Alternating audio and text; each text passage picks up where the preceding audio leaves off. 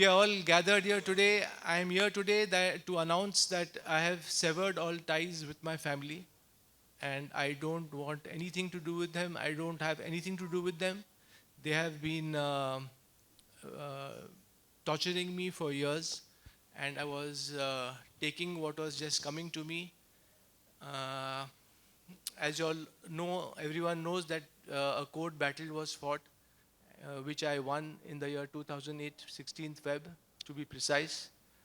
And well, life has been a hell since 2005, because that was the time when Amir, my brother, forcefully caught me and kept me under house arrest and gave me forced medications. So all that I have been through. Well, I will tell. At Cozy Nursing Clinic, yeah, he was caught. I was caught and put over there for 19 days. Anyway, the details Vanjara Saab will share with you. This is Mr. Vanjara Saab. He's my lawyer and my father's friend and advocate. So Mr. Vanjara Saab will. I was, I was looking after that case right from 2008, and being a father friend, he requested me to appear in that case and fight for the custody, because Amir Khan Sahab, Amir was asking his custody, and we were fighting that case for practically about 12 years, 12 years, 5 months. 5 months. 5 months. 5 months. 5 months. And finally, the custody was given to Tahir Hussain Sahab, and then afterward, court has allowed the custody to Tahir Hussain Sahab, and then afterward, he requested that you should go and take the certificate from this JJ hospital. And even JJ hospital also, Mr. Faisal Khan was for 21 days. 21 days. Around 20 days. 21 days. And thereafter, even from JJ hospital also, the clean sheet has been given, and that he is not suffering from schizophrenia.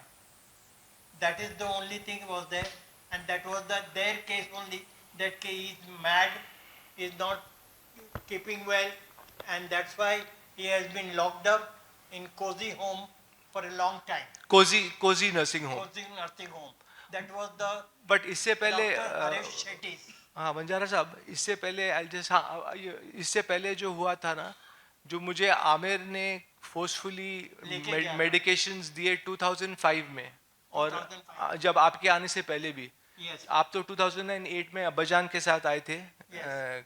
Court में, तो वो आपने लड़ा, लेकिन उससे पहले जो मेरे साथ हुआ था, मेरा जो फैमिली ने गलत मेडिकेशन दिया, मुझे टॉर्चर किया, कोजी नर्सिंग होम में बंद किया, डॉक्टर हरीश शेट्टी ने वहाँ मुझे एग्जामिन किया, और उनका पहला लाइन था डॉक्टर हरीश शेट्टी का कि इसकी गुर्मी निकालनी है.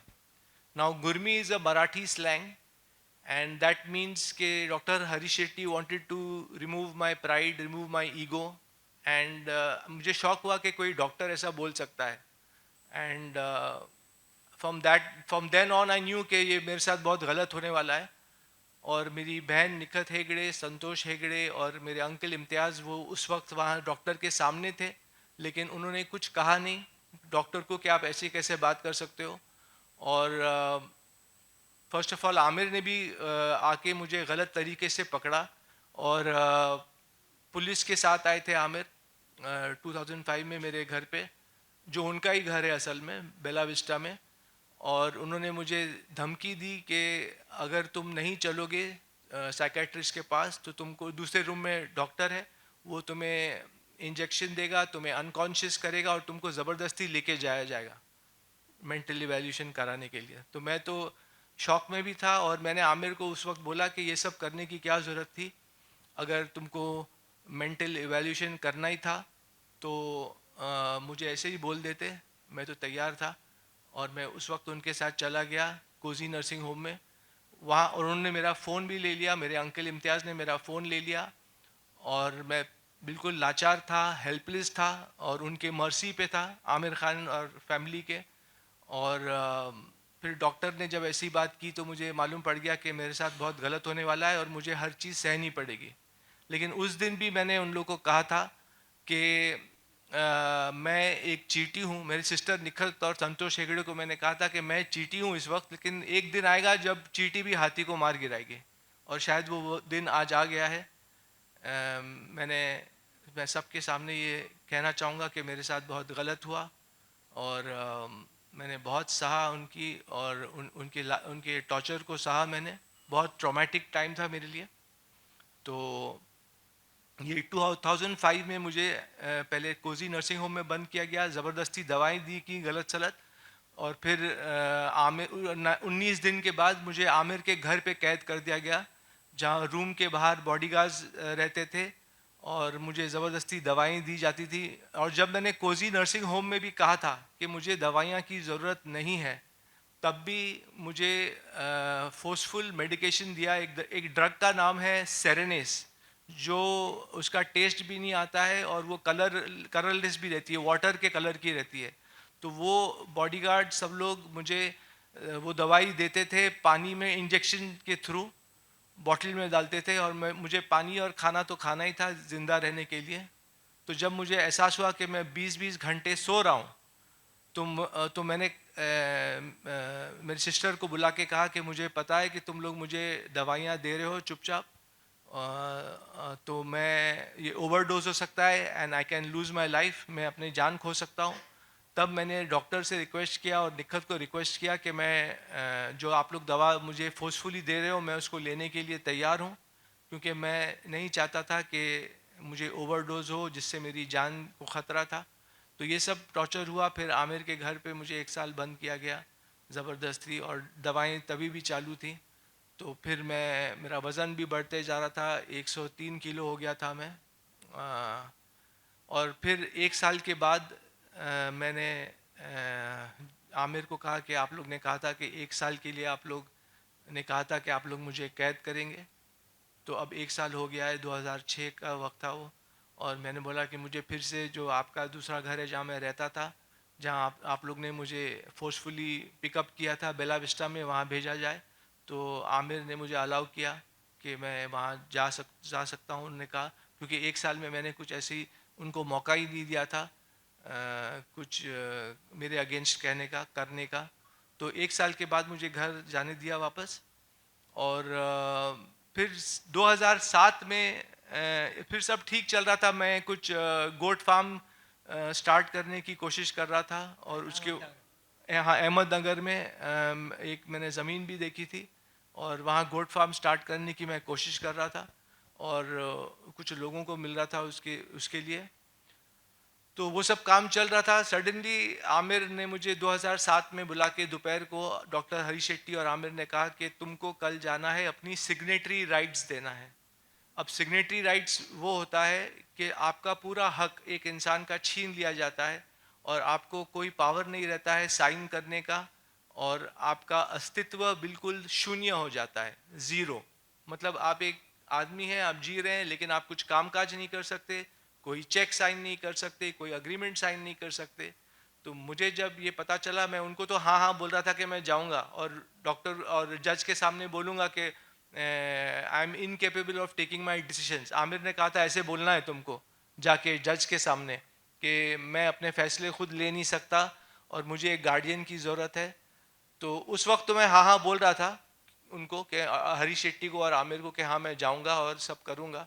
लेकिन मेरे दिमाग में चल रहा था कि मैं अपने आप को अब कैसे बचाऊं और इस चक्रव्यूह से कैसे निकल पाऊं। और तब मैंने फैसला किया घर जाकर कि मैं घर छोड़ दूंगा, और मैं घर से निकल गया, क्योंकि अब मुझे पता चल गया था कि मेरी फैमिली को मुझे टेक ऑन करना पड़ेगा। मेरी फैमिली मेरे ख़िलाफ़ है और मुझे अपनी फैमिली के सामने लड़ना पड़ेगा, खड़ा होना पड़ेगा। और तब मैंने फ़ैसला लिया घर छोड़ने का, और मैं अपने दोस्त एक इंस्पेक्टर हैं मिस्टर सन के, उनको मिला और उनसे मैंने राय ली कि मैं ऐसे ऐसे फंस चुका हूँ, मेरी फैमिली मुझ पर जुल्म कर रही है। उनको सारा मामला मैंने बताया। तो मिस्टर संके ने कहा कि आप जाइए और आप एक गवर्नमेंट हॉस्पिटल में अपने आप को इवैल्यूएशन कराइए। और संके ने कहा आप तैयार हैं कराने के लिए? तो मैंने कहा हाँ बिल्कुल, अगर मैं बिल्कुल कराऊंगा इवैल्यूएशन मेंटल, क्योंकि अगर मैं सच में पागल हूँ तो मुझे फैमिली के पास जाना चाहिए और फिर मैं जाऊंगा। तो मैंने केईएम हॉस्पिटल में जाके बहुत मुश्किलों से मैंने टेस्ट दिया, क्योंकि जब आप जाते हैं, कोई इंसान जब जाता है गवर्नमेंट हॉस्पिटल में टेस्ट करने को, तो आपको वो बगैर एक फैमिली मेम्बर के टेस्ट भी नहीं करते। तो फिर मैं फंस गया फिर से, क्योंकि कोई सब फैमिली मेम्बर्स मेरे खिलाफ थे। तो फिर मैंने कैसे भी अब्बाजान को कांटेक्ट किया, और अब्बाजान ने कहा कि मैं तुमको एक लेटर दे सकता हूँ कि तुम नॉर्मल हो और तुम्हारी जांच की जाए। तो वो लेटर के बेसिस पे मेरा टेस्ट हुआ केईएम हॉस्पिटल में। ये 2007 की बात है, 2007 अक्टूबर।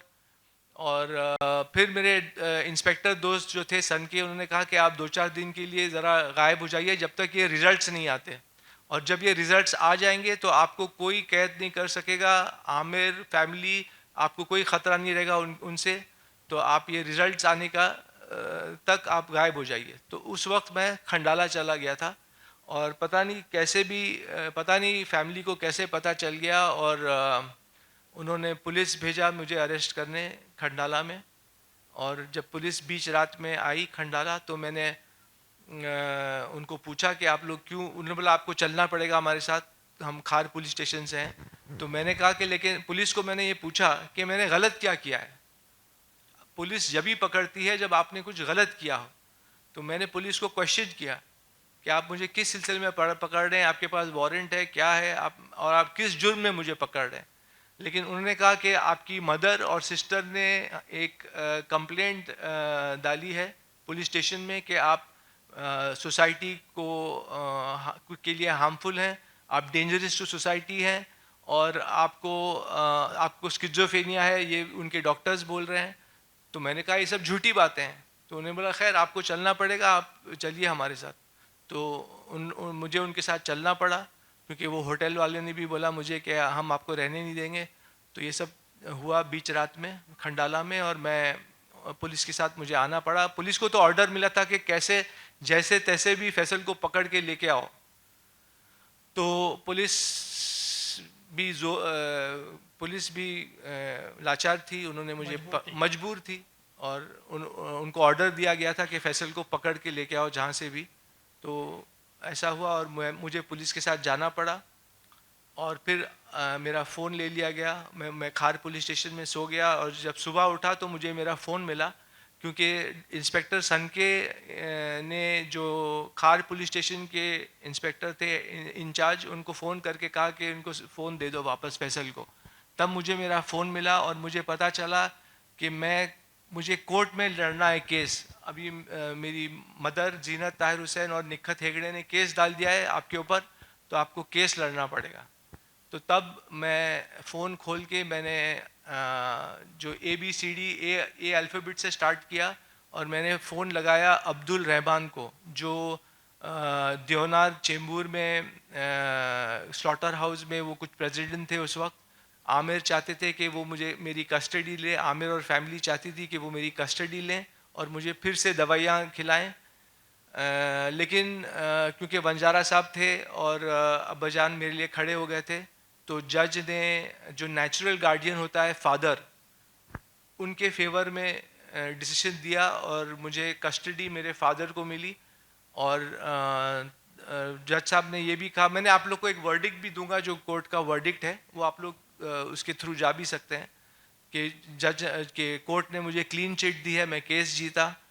और जज साहब ने मुझे एक तो टेस्ट कराया जेजे में, और फिर मुझे कुछ कंडीशंस रखी थी कि मैं रोज़ जाके पुलिस स्टेशन में हाज़िरी दूं, और जो भी जज साहब ने कहा था मैं पूरा उसके ऊपर मुकम्मल उतरा, और मैं सब करते गया।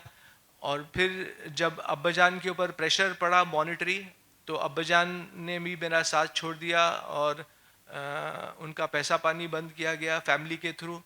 तो ये सब हुआ, और अब्बाजान ने मेरा साथ छोड़ दिया। लेकिन ऊपर वाला है, तो जज साहब ने बोला कि मैं आमिर को कस्टडी नहीं दूंगा, मैं फैसल को छोड़ दूंगा टू लिव अ लाइफ। तो जजमेंट में उन्होंने लिखा है कि पर्पसली ही left me alone to see how I react in society and how I deal with society.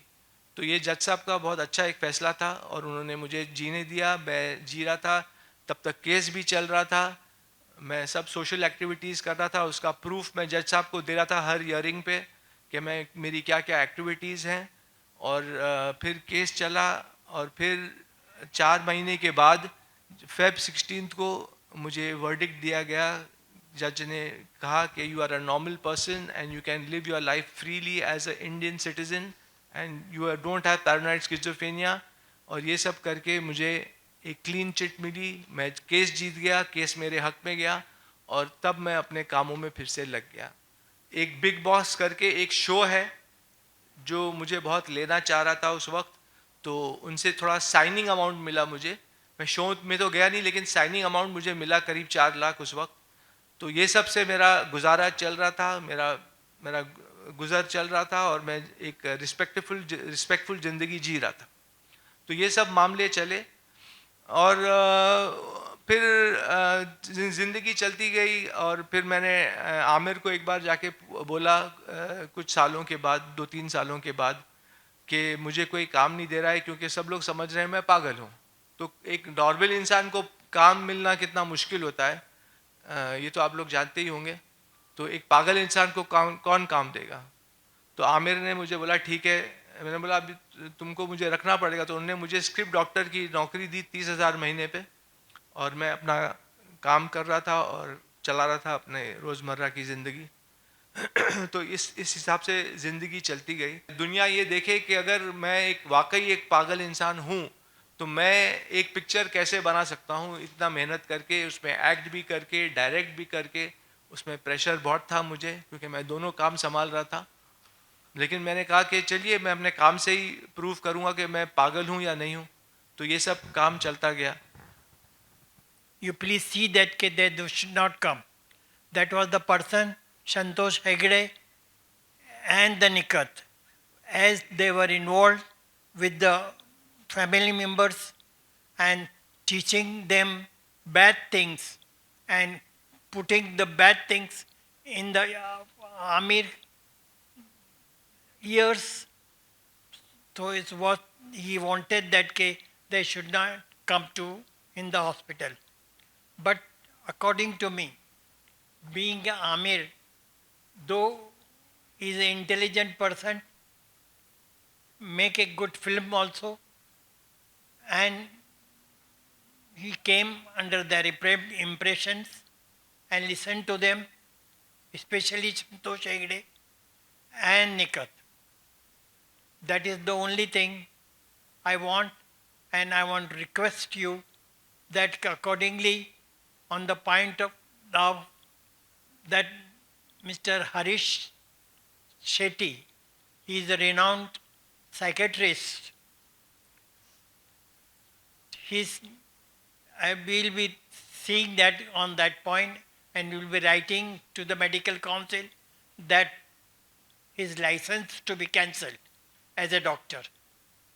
That is our request. That is, I am telling on behalf of Mr. Faisal Khan. That we will be doing, and after that, after the public notice, we wanted to file a writ petition in the Honorable High Court after the 30 days of the public notice, and accordingly, notice will be issued to them, and in that writ petition, they have to file their affidavit. There is no alternative. They have to come out openly and say that. And once we'll get the writ petition filed in the High Court, then we'll get, inshallah, good order accordingly, which we have got from earlier from the Bandra 9th Court on 16/2/2008. इसके अलावा भी reason हो सकता है कि आमिर ने, जब मेरी पहली पिक्चर मधोश बन रही थी 1992 में शूटिंग शुरू हुई थी, अब्बाजान ने वो प्रोड्यूस किया था मेरे लिए, डैडी ने। तो आमिर ने उस वक्त भी मेरी पिक्चर की कहानी नहीं सुनी थी जब हम लोगों ने शुरू किया था। तो पता नहीं, कुछ लोग बोल रहे हैं कि मीडिया में कि आमिर की जलसी उस वक्त से थी तुम्हारे साथ। तो शायद वो जलसी बढ़ते बढ़ते उसका ये रूप हो गया कि मेला के बाद जब मेला रिलीज़ हुई तो मतलब मेरा काम थोड़ा ज़्यादा अच्छा लगा लोगों को। तो ये लोग मुझे कहते हैं आज तक कि तुमने बेस्ट काम कर दिया मेला मूवी में। तो शायद आमिर को और भी जेलसी बढ़ गई होगी, क्योंकि मेला के परफॉर्मेंस के बाद ही आमिर ने मुझे बोला कि फैसल तुम्हें एक्टिंग नहीं आती, तुमको एक्टिंग छोड़ देनी चाहिए। तो he was not encouraging at that time. तो maybe what I heard that he was jealous and he was, कुछ सिबलिंग राइवलरी रही होगी जिसकी वजह से उन्होंने ये कदम उठाया। And could be possible, yes. नहीं, मुझे एक मेंटेनेंस मिलता था जब मैं घर वापस लौटा। तो पहले तो मुझे 30,000 पगार मिलती थी, जो मैं स्क्रिप्ट डॉक्टर था मैं, तो तब मिलती थी। फिर आमिर ने एक दिन मुझे बुला के बोला कि फैसल मैं तुमको नौकरी से निकाल रहा हूँ, तो no need to come to the office. तो maybe he felt I was not working hard enough और वॉट एवर। तो शायद उन्होंने वो कदम उठाया। तो अब मेरे पास पैसा कहाँ से आए, क्योंकि दुनिया तो अभी तक मुझे पागल समझती है, तो कौन काम देगा। तो फिर मैंने आमिर से बहस उज्जत की एक दिन, और मैंने बोला कि you will have to give me a monthly sustenance till I don't stand on my 2 feet, because तुम्हारी वजह से मैं पागल करार किया गया हूँ। तो उन्होंने अग्री किया और उन्होंने बोला कि ठीक है, मैं मंथली तुमको अलाउंस दूंगा। तो वो अलाउंस तय हुआ तो मुझे मिलता था। तो अब जब मैंने घर छोड़ दिया, जब मैंने पब्लिक नोटिस जाहिर की, तो मैंने ये फैसला लिया है कि ना मैं उनके घर में रहूँगा और ना मैं उनसे मंथली मनी लूँगा। जो है ऊपर वाला देगा। मैं मेहनत करूँगा। मैं अपना जो भी मैंने सीखा है फिल्म लाइन में, मैं एक पिक्चर डायरेक्ट भी कर चुका हूँ, तो मैं डायरेक्शन की तरफ जा रहा हूँ। और मैंने एक नए प्रोजेक्ट पे भी काम की है। कुछ एक्टर्स को भी हम लोग ने सुनाए हैं कहानी, जो अभी मतलब 14 एक्टर्स हमारे लिए राज़ी भी हो गए हैं। तो मैं अपना खुद मेहनत करूँगा, और अगर ऊपर वाला चाहेगा तो मैं पिक्चर भी डायरेक्ट करूँगा और एक्टिंग भी कर सकता हूँ। कुछ रोल्स ऑफर होंगे तो I am open to everything. हाँ, तो उस वक्त भी बिग बॉस का जो मुझे मिला था साइनिंग अमाउंट, सडनली मुझे निकाल दिया गया वहाँ से। तो मुझे पता चला कि आमिर ने कुछ स्ट्रिंग्स पुल किए और उनकी वजह से ही मुझे निकाला गया। जब उनको पता चला कि मैं बिग बॉस में जाऊंगा उस वक्त, और मैं सब दुनिया के सामने अपना जो भी पेश करूंगा, जो आज मैं पेश कर रहा हूँ, तो वो डर गए और उन्होंने मुझे बिग बॉस से निकाल दिया। तो only he could have used his pull and power to remove me from Bigg Boss, वरना मैं वो शो भी करता नहीं। I am going to try my best and again I believe in God a lot. तो क्या होता है कि मैं खुदा ऊपर वाले में, भगवान में बहुत मानता हूँ। तो भगवान ही रोटी देता है, भगवान ही हमको हर सांस देता है, तो वो ही हर चीज़ करेगा। अगर उसने मुझे इस धरती पे लाया है तो उसकी भी जिम्मेदारी होगी कि फैसल को आज खाना कहाँ से मिलेगा और फैसल का काम आगे कैसे बढ़ेगा, वो उसकी जिम्मेदारी हो जाती है। और अगर होना है तो होके रहेगा, नहीं होना है तो नहीं होगा। और जब अल्लाह ताला इतनी बड़ी यूनिवर्स को संभाल रहे हैं, इतने लोगों को संभाल रहा है, और वो बहुत रहीम और करीम है, तो why not to Faisal. Depends कि वो किस तरीके से माफ़ी मांगते हैं मुझसे। और फिर मैं तो चाहूँगा कि वो दुनिया के सामने भी आके माफ़ी मांगे, सिर्फ मेरे साथ रूम में बैठ के माफ़ी ना मांगे, यहाँ सामने आके बैठें और बोलें कि दुनिया को बोलें, प्रेस को बोलें कि मैं गलत था। क्योंकि रूम में तो कोई भी माफ़ी मांग देगा, मैं साथ में हो जाऊँगा तो ऐसा लगेगा कि फैसल क्या कर रहा है यार। कभी बोलता है कि हाँ मैं मिलूँगा, कभी बोलता है मैं छोड़ रहा हूँ फैमिली को। आके दुनिया के सामने अगर गलती तुम इकरार करोगे तो ही मैं माफ़ करूँगा, वरना मैं माफ़ नहीं करूँगा। हाँ, क्योंकि मैं स्पेशल चाइल्ड नहीं हूँ, मैं तो वैसा नहीं हूँ, लेकिन वो मुझ पर जुल्म करना चाह रहे थे, शायद जेलिसी की वजह से। जो इन साहब ने कहा अभी कि शायद जेलिसी होगी कि फैसल मुझसे आगे ना बढ़ जाए कहीं। तो मैं तो स्पेशल चाइल्ड नहीं हूँ, तो वो मेरे लिए स्पेशल नहीं, वो नहीं, केस अलग हो जाता है। उनके सिबलिंग राइवलरी उनका सामने आती है और वो चाहते हैं कि इसको स्कॉच करो, इसको आगे बढ़ने ना दिया जाए। Because he could have help me when I made factory movie also. I went to him कि यार ये पिक्चर मेरी कोई OTT में बात करिए आप, तो he didn't help me that time also. तो he is not helping me, he is harming me on every level. तो that's why I am declaring myself that I am cutting away all ties with him and my family. और एक और बात मैं कहना चाहूँगा कि जब फैमिली से मैं नाराज़ हुआ था तो मैंने एक लेटर लिखा था, और उस लेटर में मैंने, क्योंकि फैमिली मुझे बोल रही थी कि अरे यार तुम शादी करो शादी करो, बहुत प्रेशर आ रहा था हर तरीके से आंटी के साथ। हाँ, मेरी आंटी के साथ। तो मैंने एक लेटर भी लिखा, उसमें मैंने ये लिखा, मैंने हर फैमिली मेम्बर की मैंने उसमें लिखा कि तुम क्या हो तुम क्या हो तुम क्या हो। मतलब जैसे मैंने बोला निखत की 3 बार, निखत एल्डर सिस्टर की 3 बार शादी हो गई, आमिर का शादी हुआ था, डाइवोर्स हो गया रीना के साथ, और फिर उनका रिलेशन था जेसिका हाइंस के साथ जिसका उनका इलीगल बच्चा भी है आउट ऑफ वेडलॉक। तो वो सब मैंने लेटर में लिखा था। किरण के साथ he was living in that time. फिर my father had got married twice, फिर my cousin sister had got married twice and divorced and married and divorced and married. तो मैं बोल रहा था यार तुम लोग मुझे क्या सलाह दे रहे हो, मतलब let me live my life how I want. तो उस लेटर में मैंने काफ़ी उनको सुना भी दिया, थोड़ा अब्यूजिव लैंग्वेज भी यूज कर दिया क्योंकि मैं गुस्से में था, तो वो भी उनको बुरा लग गया होगा शायद कि ये तो अपना सच्चाई बोल रहा है अपने साथ। सच्चाई बहुत कड़वी होती है, तो वो फेस नहीं कर पाए। तो ये सब लेटर पे मैंने लिख दिया, तो उन लोग का गुस्सा बढ़ गया, इसलिए लड़ाई झगड़ी बनाया, छोड़ो मिलते ही नहीं। तो अब वो लोग प्रेशर डाल के बोला ये पागल हो गया, इसको पागल घोषित कर दो।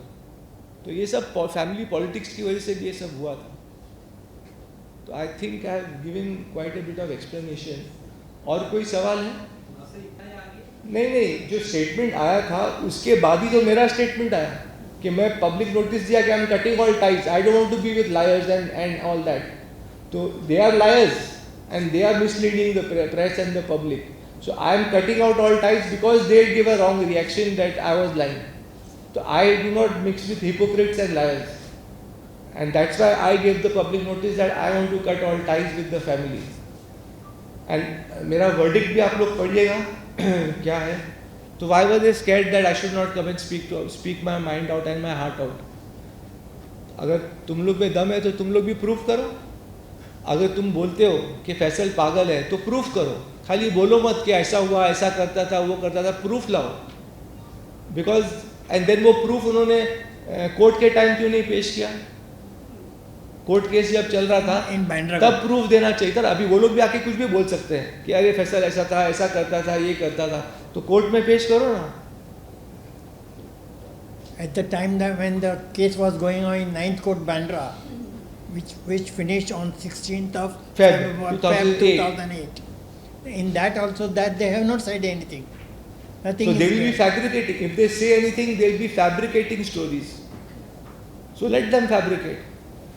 Then I will also answer.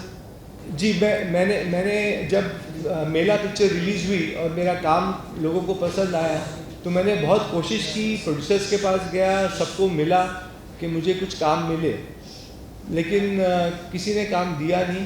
तो फिर मैं मायूस होकर मैंने सोचा चलो बड़े प्रोडक्शन हाउस, बड़े लोग नहीं दे रहे हैं तो मैंने कुछ छोटी पिक्चरें की, क्योंकि छोटी पिक्चर भी कभी कभी निकल जाती है। तो मैंने बस्ती, काबू, बॉर्डर हिंदुस्तान का, चांद बुझ गया, ये सब पिक्चरें की। उस वक्त छोटी पिक्चरें थी, लेकिन मैंने सोचा कि चलो काम करते रहो, क्या बात पता क्या हिट हो जाए। तो मैंने काम नहीं रोका। फिर मैंने जब छोटी पिक्चरें मेरी नहीं चली तो मैंने टीवी सीरियल के तरफ भी मैं गया, मैंने आंधी टीवी सीरियल किया। तो मैं लगातार कुछ ना कुछ काम कर ही रहा था। उस बीच में ये प्रॉब्लम शुरू हो गया, शादी करो शादी करो शादी करो वाला। नहीं, मैं जब देखिए क्या होता है ना, हर चीज़ का एक वक्त मुकर्रर है। जब मैं केस जीता तो उस वक्त भी मैंने सोचा था कि शायद मैं करूँ, मेरे दिमाग में ही नहीं आया कि मुझे प्रेस कॉन्फ्रेंस करना चाहिए, क्योंकि मैं स्कीमिंग आदमी नहीं हूँ, मैं शातिर नहीं हूँ। तो मैंने सोचता था कि यार कभी आएगा कि नहीं बाहर के लोगों को मालूम पड़ेगा कि नहीं कि मेरे साथ क्या हुआ है। लेकिन मुझे क्या लगता है कि हर चीज़ का एक वक्त मुकर्रर है ज़िंदगी में, वो मेरे हाथ में भी नहीं है। तो वो इतने साल के बाद, अभी जैसे मैंने एग्जाम्पल देता हूँ आपको। मैं असिस्टेंट डायरेक्टर के तौर पे इंडस्ट्री में आया था, क़यामत से क़यामत तक, जुई था वही सिकंदर और तुम मेरे हो। लेकिन फिर मैंने डायरेक्ट किया फैक्ट्री इतने सालों के बाद। तो क्यों किया वो भी मुझे नहीं, मैं तो डायरेक्शन में जा रहा था, बट पता नहीं, मैं उस बाद एक्टिंग में चला गया। अब वो क्यों हो रहा है वो ऊपर वाला जानता है। आज वो प्रेस कॉन्फ्रेंस होना था तो हो गया, और आप लोग सब यहाँ हैं। और जब वक्त, हर चीज़ का वक्त मुकर्रर है ज़िंदगी में, जैसे ज़िंदगी और मौत का भी वक्त मुकर्रर है। आप ये नहीं बोल सकते कि मैं कल मर ही जाऊँगा या मैं कल पैदा ही हो जाऊँगा, वो मुकर्रर है वक्त, वो होना है तो वो होगा। मेरे साथ जो होना था, मुझे फैमिली के थ्रू होना था, तो आई वेंट, होना था। अब मैं नहीं बोल सकता क्यों हुआ, वो तो ऊपर वाला ही जानता है कि क्यों और कब क्या होना है। बेनिफिट तो मैं नहीं चाहता हूँ, मैं खाली चाहता हूँ कि मेरा नाम क्लियर हो। मैं नहीं चाहता हूँ कि ये प्रेस कॉन्फ्रेंस इसके लिए नहीं है कि मुझे काम मिल जाए, तो मेरा काम देखकर ही काम मिलेगा मुझे, और वो वही है कि ऊपर वाला ही देगा।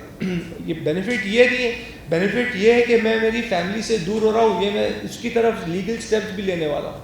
तो ये प्रेस कॉन्फ्रेंस उसके लिए किया गया है कि भाई मेरे फैमिली वालों, मेरे पीछा छोड़ो, और जो मेरा नाम ख़राब किया गया है वो सच जाहिर हो दुनिया के सामने, इसके लिए किया गया है।